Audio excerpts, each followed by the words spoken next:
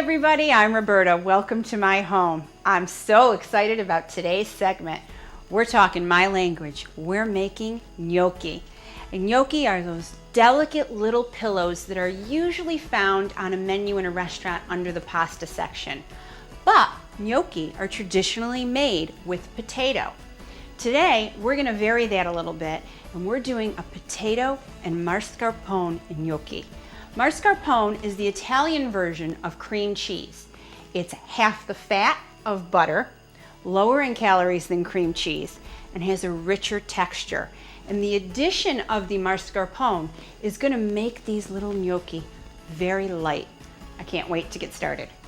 So, I'm going to sprinkle my work surface with flour. Definitely want to keep your area well floured as well as your hands. Now, I started by taking Yukon Gold potatoes, boiling them, mashing them, and then letting them cool completely. Traditionally, gnocchi are made with a russet potato. I like the flavor of a Yukon Gold because it's buttery and it's creamy. So I decided to play around with a recipe using Yukon Gold, and I have to say it worked really, really well.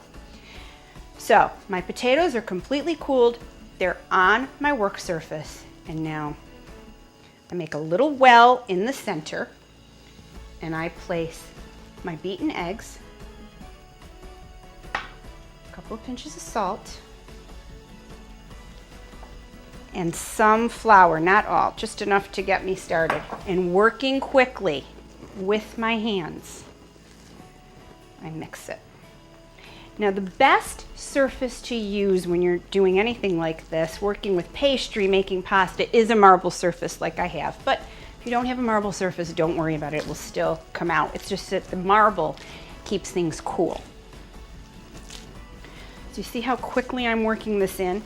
Because the more you touch your dough, the tougher you're going to get it.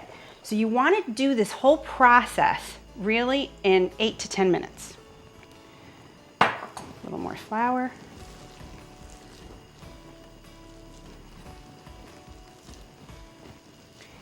I made these the other day for the kids. They order them out all the time, and they absolutely love them. And they're, as I've mentioned to you before, they are my taste testers. They're very honest. They're going to tell me right away if something's not good. Now goes the mascarpone, so it all gets blended together, the last of the flour and the mascarpone. Your hands get messy, but it's well worth it. Might want to take off your rings like I did before you do this. And you can feel as you're working with the dough that it starts to lighten up with the creaminess of the mascarpone.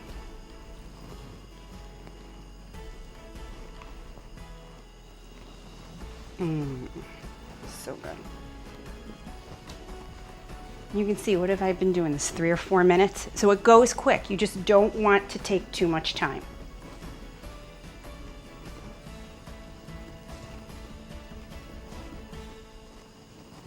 Almost done. Okay. Now what I can see in my dough is the little pieces of mascarpone. That's fine. They're going to blend right in as I roll this dough into the shape of the gnocchi. Okay, so I'm going to move all these crumbs aside. And now I'm ready to divide my dough and actually form the gnocchi. So you want to take your dough and you want to make 6 balls out of it, I would say.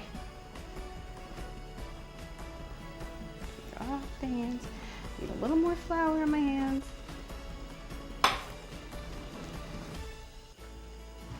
Hey! Hey. Want to help? Sure. Okay. You're going to be my gnocchi maker. I'm going to cut them, and you're going to make the little formation for me, okay? Okay. All right, so I have 6 balls. Can you help me? Can you sprinkle some of this flour right here for Mom? Get this out of the way. Yep, just go ahead. Go ahead. Okay, good. I'll move it. Okay, so I have my ball of dough. Now, I want to take it, and I just want to roll it back and forth. And as I roll it back and forth, it's going to get thinner and longer. Just be patient.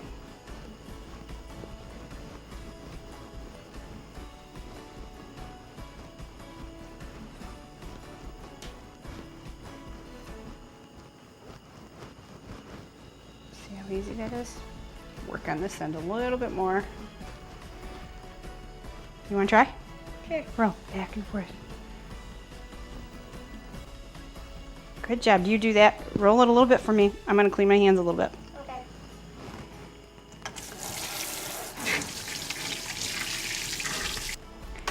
So you can see that I got quite a long log shape out of just one. You're going to get probably 8 to 10 dozen gnocchi out of this. So they freeze beautifully. Let them dry out on the counter if you're not going to use them right away for maybe 20-30 minutes, and then put them in an airtight container or a freezer bag, and they will last for 30 to 60 days in your freezer, and you just boil them up real quick when you're ready. So to get the shape of a gnocchi, you slice in about a 1/2 inch thickness. You rub your thumb into some flour and you just gently indent, and it makes these cute little pillows. So Belle's gonna do that for me while I cut. There you go, love. And if you stick, remember to just dip your hand in some flour. This is so quick. That's all there is to it. You know, so many people think, oh, if you want gnocchi, you have to go out. You don't.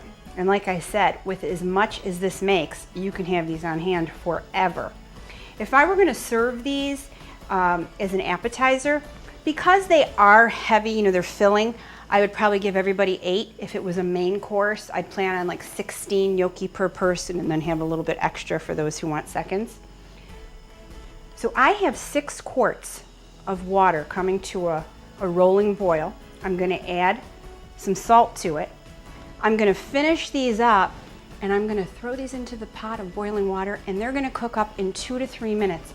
You're gonna know the gnocchi are done because they rise right up to the top of the water.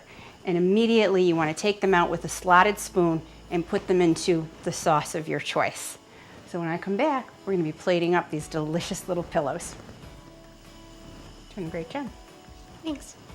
So you see, they took just a few minutes to cook up, and they rose right to the top of the water, and you know they're done. Now I'm serving them today with my children's favorite vodka sauce, and I'm just gonna shave a little Parmesan cheese on them. You know, these are great with any sauce, whether it be a red sauce, a cream sauce, a pesto sauce, or just a straight butter and sage sauce. They're really good no matter what. Can't go wrong. Should we taste them? Yes. And the reason why you make the little indentation with your thumb is because that indentation helps hold the sauce to the pasta. How are they? So good. They're so tender and they're very light, but you do taste the little pieces of potato. But the mascarpone really lightens it up. Are they as good as when you get them out at a restaurant? Yeah. Yeah? Well, I think we're gonna just keep indulging here. Thank you so much for joining us. Remember, anytime you've got your family and friends gathered, you have an elegant occasion. We'll see you soon. Talk.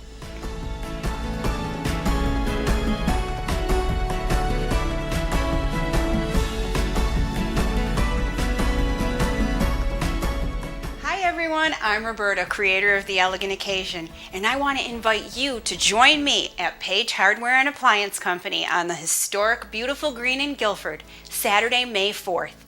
We're having a Mother's Day celebration. Come into Page Hardware and sample terrific brunch and breakfast items specifically for Mother's Day.